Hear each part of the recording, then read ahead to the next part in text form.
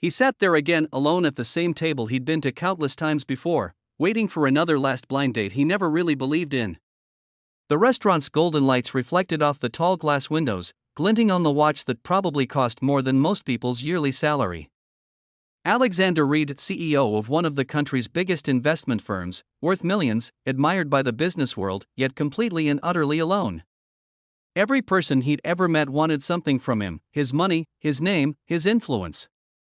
So when his assistant had suggested one last blind date, just to try something real, he almost laughed.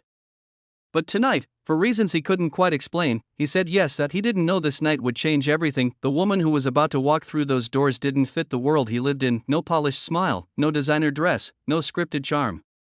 Yet she would be the one who would break through the ice around his heart, and make him question every wall he'd built to protect himself. Alexander checked his watch again. 7:30, he'd give it 10 more minutes, then leave. That's what he always told himself, anyway. Just as he sighed, the door opened, and a young woman stumbled in, clutching her bag like she'd run through the rain. Her hair was damp, her shoes a little muddy, and her coat looked worn. She looked completely out of place in the fancy restaurant, and when her eyes met his, she froze. "You're Alexander Reed, right?" "The blind date?" she asked breathlessly, brushing back a loose strand of hair. He stood, more out of habit than chivalry. "Yes. You must be Emma." She nodded nervously. "Sorry, I'm late. My bus broke down, and I couldn't get a cab in time." He could tell immediately she was different. Not pretending, not playing a role. There was something raw and honest about her. As they sat, the contrast between them was almost comical. He was the picture of controlled wealth: black tailored suit, perfect posture. She was nervous but real, her eyes darting around, her smile uncertain but warm. "So," she said after an awkward pause, "your assistant said you like books." "What kind?" He raised an eyebrow, surprised. "You asked my assistant about me?" "Of course," she said. "If I'm meeting someone, I want to know at least a little about them."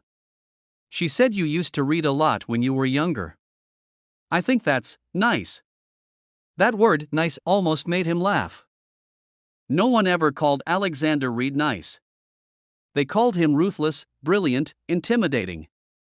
But nice? "Never. I haven't had much time for reading lately," he admitted.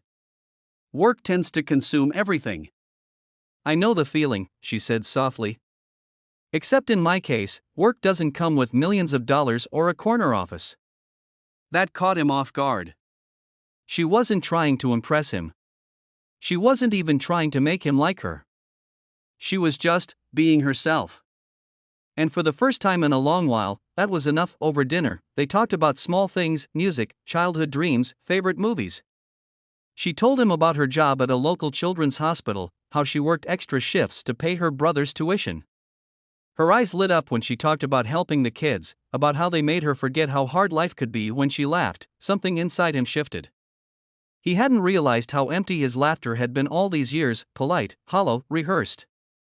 Hers was pure, genuine, like sunlight breaking through clouds. By the time dessert came, he didn't want the night to end. And when she stood up to leave, he found himself saying, "Let me drive you home." She shook her head. "You don't have to. The bus is fine." "It's raining," he insisted. She hesitated, then smiled. "Okay, thank you." As he drove her through the dim streets, she pointed out places from her childhood: the park where she learned to ride a bike, the old bakery her mother used to love. Each detail painted a world he'd forgotten existed, a world not measured in profits or prestige, but in moments and memories. When they reached her small apartment building, she turned to him and said, "You know, you don't have to keep pretending to be okay all the time." He froze. "What do you mean?" She smiled sadly. "You look tired. Not the kind of tired sleep fixes. The kind that comes from carrying too much for too long." He didn't answer. For a man who built empires, he couldn't find a single word to say that night. As he drove home, her words echoed in his head. Weeks passed. One date turned into 2, then 3. He found excuses to see her: coffee before her shift, late night walks after work. Slowly, she became his quiet escape from the noise of his world. She didn't care about his money or his status. In her presence, he wasn't Alexander Reed, CEO. He was just Alex, but the higher his feelings grew, the deeper his fears buried themselves. He'd seen love used as a weapon before, by people who wanted power, influence, control. What if she was no different? What if he was just a project to her, a broken man she wanted to fix? One night, those fears consumed him.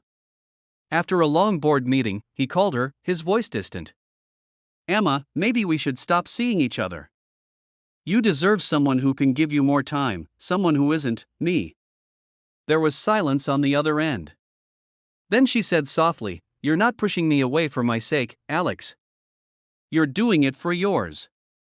He hung up before she could say more. Days passed. The loneliness he thought he'd mastered came back sharper than ever. Work didn't help. Nothing did.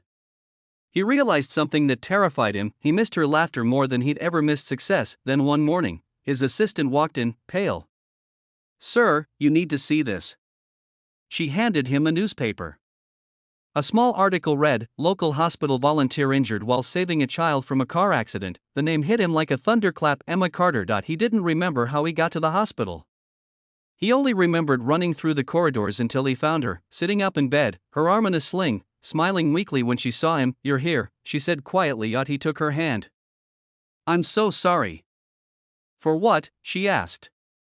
"For being human? For being afraid to feel something real again?" He looked at her, truly looked at her. No pretense, no defenses. Just a woman who'd walked into his life and reminded him what it meant to care. "I thought I was saving myself," he whispered. "But I was just running from the one person who actually saw me." Her eyes softened. "Then stop running." He smiled, the first genuine smile in years. "You know, I used to think I had everything. Turns out, I was just rich. Not happy." She laughed, even through the pain. "Well, lucky for you, happiness is cheaper than you think."